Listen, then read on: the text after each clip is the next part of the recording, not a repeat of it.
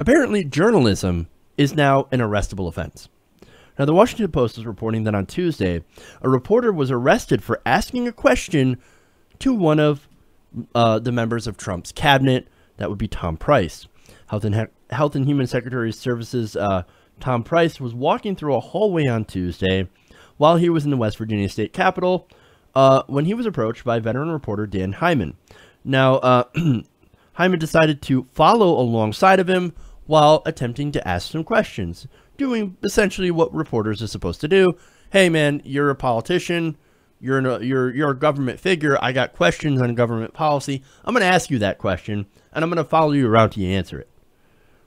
Now, Heyman is a journalist with the Public News Service. Now, he repeatedly asked the secretary whether domestic violence would be considered a pre-existing condition under the AHCA, or Trump Care. Now, Heyman says, quote, "He didn't say anything, so I persisted." So I persisted probably can end up on a t-shirt somewhere. Now, he is a public official. Heyman is a journalist, right?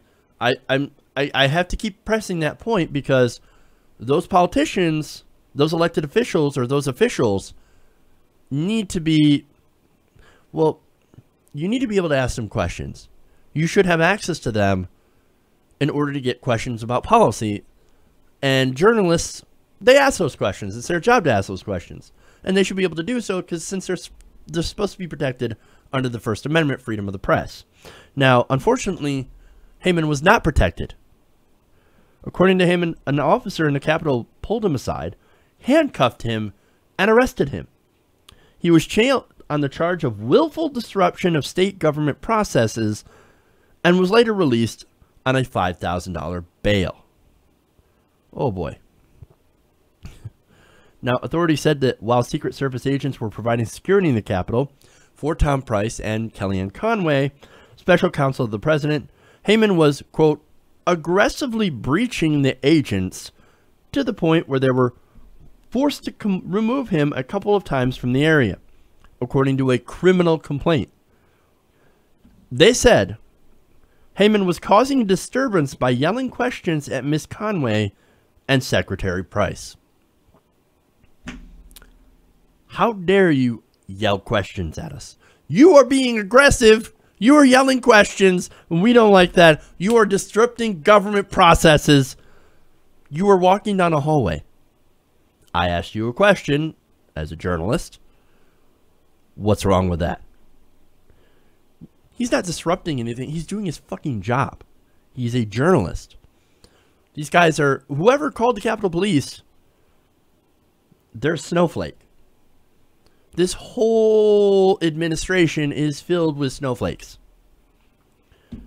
And look, Heyman, when asked, he said, quote, "This is my job. This is what I'm supposed to do. I think it's a question that deserves to be answered." And it does. "I think it's my job to ask questions, and I think it's my job to try to get answers.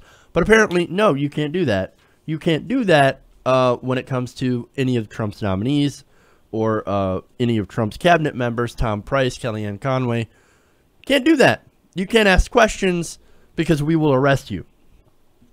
Now, what's very important here is that the complaint said, well, we had to remove him a couple of times. Now, the Post notes that before Heyman's arrest, no police officers told him that he was in the wrong place. He was wearing a press pass as well as a shirt with a Public News Service logo on the front and identified himself to police as a reporter. But again, all you have to do is just ask questions that are uncomfortable and you get thrown in jail. See, being a part of the press, it doesn't matter in the era of Trump. In fact, that actually puts the target on you. You can be arrested now in the era of Trump for doing journalism. This is beyond messed up. At a news conference, Heyman's lawyer called the arrest a, quote, highly unusual case and stated he has never had a client arrested for talking too loud. Now, the lawyer, Tom DePero, described Heyman as a mild-mannered, reputable journalist and called the arrest bizarre and way over the top. Oh, I couldn't agree more. It seems very over the top. But we've seen this before. Not only reporters getting attacked and arrested, but also just people who are protesting also being arrested.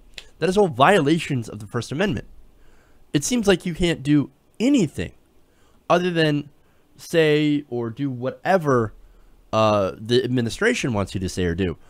And we've seen this happen under Democrats as well, but it's especially heinous now because Trump is pushing it to the limit because of his war on the media. Now, Lark Corbile, chief executive and founder of Public News Service, said Heyman's arrest took the organization very much by surprise because they haven't seen anything like this before. Because this doesn't happen. Stuff like this does not happen, or at least didn't. Now, from what we understand, he said, he did nothing out of the ordinary. He was doing what any journalist would normally do, calling out a question and trying to get an answer. Look, if you don't want to answer the question, you don't want to answer the question. Sad. You still, if you don't want to answer it, you don't want to answer it, but you can't put people in jail for asking you a question. That is not being disruptive. That is being a journalist. And I guess, look, journalism is messy, and sometimes it is disruptive, but you have a right to do so. And you have a right to ask those questions, even if you have to yell them. Again, this is gross. Now, Heyman said he's been reporting on these healthcare issues for many years. Again, his question was about, hey, is this a pre-existing condition? Is domestic assault a pre-existing condition in the healthcare bill? Well, so that's sort of his bread and butter. He says it's well-trodden ground in his coverage. As a veteran journalist, he's used to criticism, he said, but he's never heard of a reporter being arrested for asking a question. Heyman says he thinks the public relies on journalists aggressively pursuing the truth. Quote, if they don't like the stories I write, that's fine. They can criticize me all they want. But just saying that I shouldn't be able to do my job is a bit ridiculous. Yeah. This administration has shown that they hate freedom of the press. They hate the press. They hate journalism. They hate being called out and challenged with facts. They prefer their alternative facts. And what they want to do is they want to chill free speech. And this sends a message. The message of, we don't care about free speech. We don't care about freedom of the press. What we want you to do is we want you to fall in line. We want you to become stenographers, or we're going to start making up bullshit charges and throwing you in jail. Well, that's not the way it's supposed to work. If anything, this needs to make the press even more aggressive, more willing to challenge the people in power, because the American people deserve the truth more than anything. And at the end of the day, you could try, but you can't stifle the truth. Hey everybody, thanks for watching this video. If you want to see more like this, please hit the subscribe button below. And if you want to support truly independent progressive media, please consider becoming a patron at patreon.com/TYTNation.